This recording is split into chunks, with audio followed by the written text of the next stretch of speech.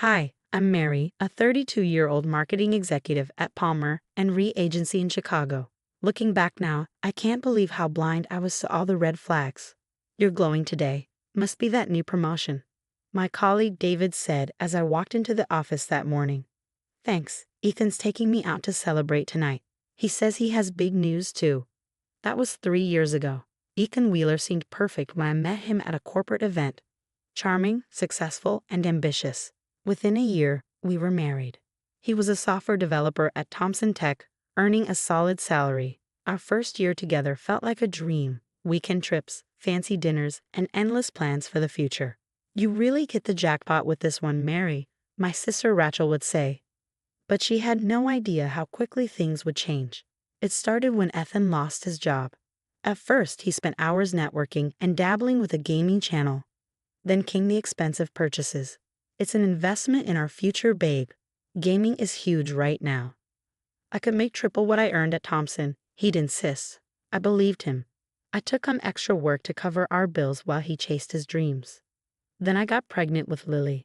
You're spending how much on a new graphics card? I demanded one night, staring at our drained account. You don't understand the industry. I need top-tier equipment to compete, he shot back. His mother, Patricia, chimed in. Ethan knows what he's doing. Stop pressuring him. But I wasn't blind. I could see the hours he spent streaming and the way he snapped at me over interruptions. My best friend Jessica noticed too. When was the last time he even looked at you during dinner? She asked one evening. He's just focused. His channel is gaining traction. I defended him, though the cracks in my voice betrayed me. Focused? Mary, he screamed at you yesterday because you asked about the electric bill. The night Lily was born, Ethan was in the middle of a tournament. He showed up 3 hours late, phone in hand, still streaming. Look what you made me do, he muttered as he walked in. I was about to win. Do you know how many subscribers I just lost? A week later, David found me crying in the break room. Everything okay, Mary? You seem different lately. Just adjusting to motherhood. I lied, hiding how I'd been covering Ethan's share of the mortgage for months. If you ever need to talk, he offered gently. I didn't realize then that David would become one of the few people to help me see the truth. The unraveling began the night I landed in the hospital. Postpartum complications, skyrocketing blood pressure, severe dehydration. Lily was with my mom, screaming for formula we couldn't afford because Ethan had spent our last dollar on gaming equipment. Please, Ethan, I texted from my hospital bed. Lily hasn't eaten in hours. Can you pick up formula? Can it wait? I'm in finals. $5,000 prize pool. I'm in the hospital, I replied. She needs to eat. Please. Order delivery or something. Almost at 100K viewers. My hands shook as I tried calling him, but it went straight to voicemail. Hours passed. Jessica found me sobbing in the dark, still hooked to an IV. Where the hell is Ethan? She demanded. Why isn't he answering his phone? It died. I murmured, embarrassed. He's in a tournament. Jessica's face turned red. A tournament?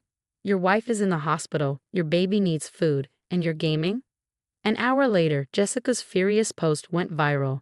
Gaming streamer abandons wife in hospital. Newborn without formula to play tournament.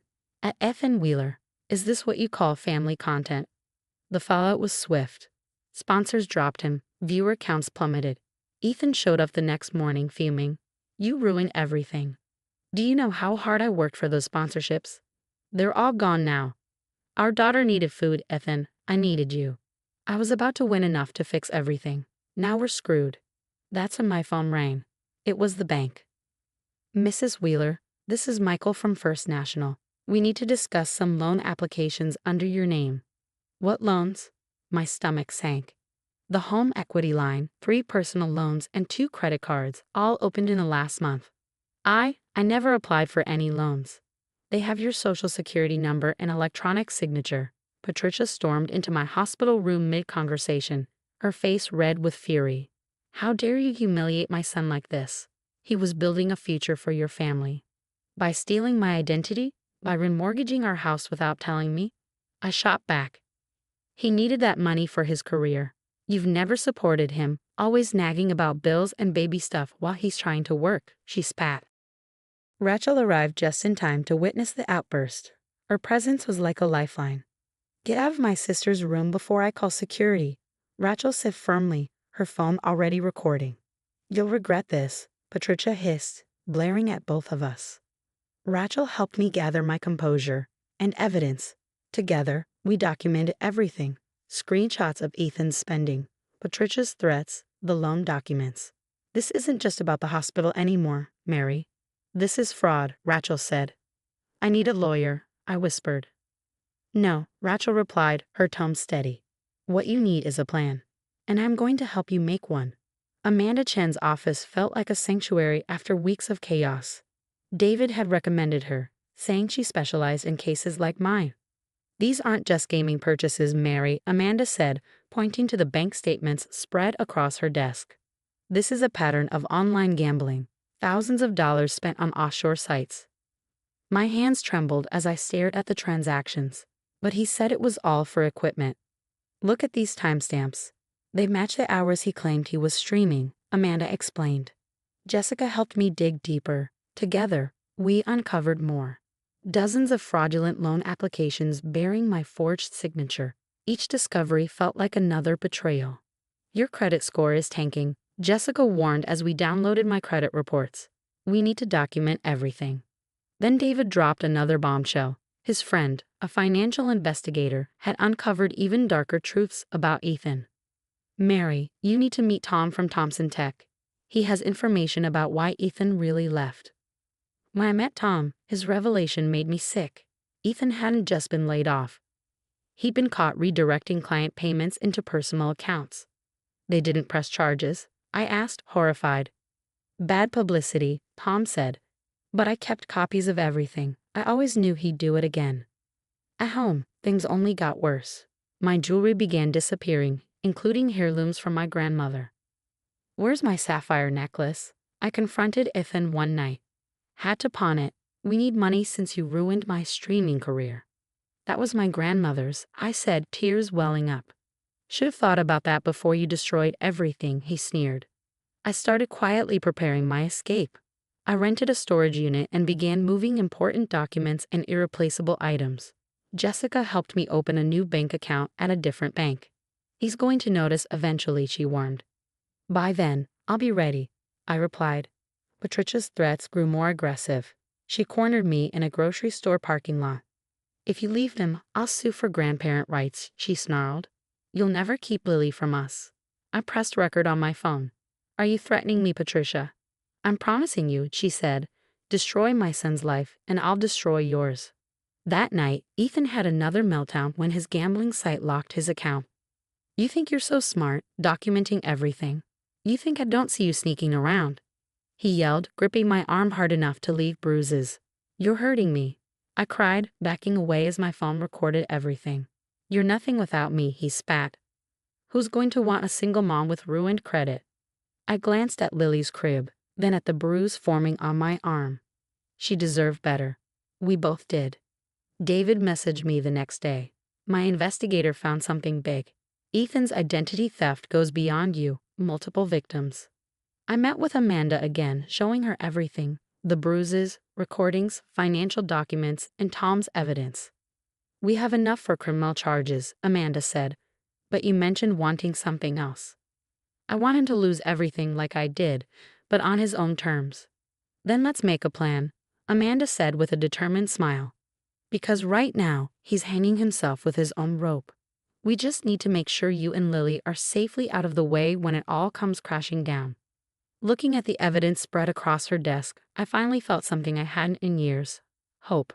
At 3 a.m., Rachel whispered, Everything's loaded. Are you ready? I looked at my sleeping daughter, then at the house I'd once thought would be our forever home. Let's go. By sunrise, Lily and I were safely hidden at Jessica's cabin 3 states away. That's when the dominoes started falling. Thompson Tech's audit went public. They're pressing charges for the embezzlement, David texted. It's all over the gaming forums. Ethan's desperate calls flooded my blocked phone. His final stream was a meltdown for the ages. My wife set me up. She made me look like a criminal, he shouted. His viewers weren't buying it. Someone had leaked his gambling activity logs. You stole your wife's identity while she was in the hospital. Disgusting. Then came the twist I hadn't seen coming. the sweet hand of fate dealing its final cards.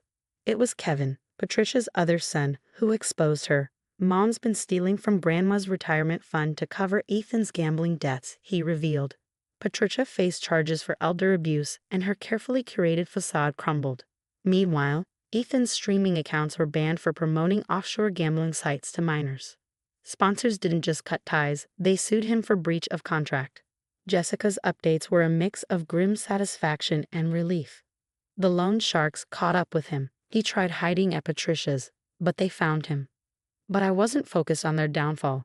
I was focused on rebuilding. Amanda's meticulous evidence restored my credit, and my dedication at work didn't go unnoticed. "We'd like to offer you the marketing director position," my boss announced. "Your crisis management skills during your personal situation impressed the board." Lily thrived in our new life. No more walking on eggshells, no more drained bank accounts, no more daddy passed out at his gaming desk. Our home was finally filled with peace.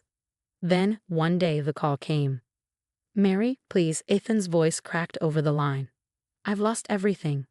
I'm living in Mom's basement. I can't even game anymore. They blacklisted me. I'm getting help for the gambling. I know I messed up. Please, give me another chance." I held the phone, steady and cold.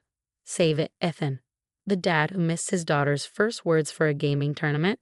The husband who left his wife alone in a hospital bed. That wasn't messing up, that was who you are. "I've changed," he pleaded. "I'm trying to make things right." "No, you showed me who you were. Now you get to live with it." I hung up, the weight of the past finally lifting. Today, I watched Lily graduate from preschool. She beamed, clutching her little diploma, the top of her class. My promotion had allowed us to buy a beautiful home, one that was truly ours, a safe haven. I'd heard through Jessica that Ethan was sentenced to 6 years for corporate theft and Patricia faced 5 for elder abuse. Their house had been seized to pay off gambling debts. At Lily's graduation party, Jessica handed me a drink. "Any regrets?" she asked. I smiled, watching Lily laugh with her friends, free from the tension that used to poison our home. "Just one," I said. "That I didn't leave sooner." Because my story wasn't about revenge, it was about justice finding its way. Ethan and Patricia had destroyed themselves. I simply made sure Lily and I weren't caught in the wreckage. Life isn't perfect, single motherhood is hard.